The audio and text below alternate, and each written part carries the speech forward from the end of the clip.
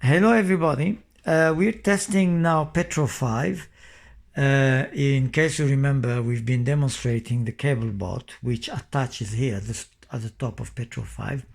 There is a platform missing which we'll add later.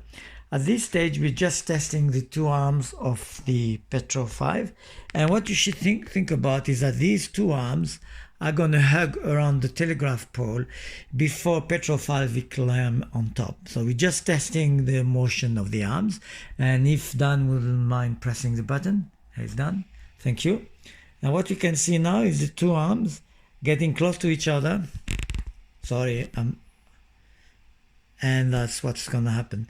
The two arms will hug around the telegraph pole, which will be in the center here in this gap, and as you can see there are three wheels, and the telegraph pole will be in this gap, and these three wheels are actuated, which means the robot can climb on top of the pole.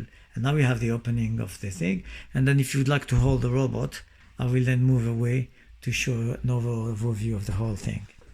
And that's basically the development of PetRo 5 as it is at the moment.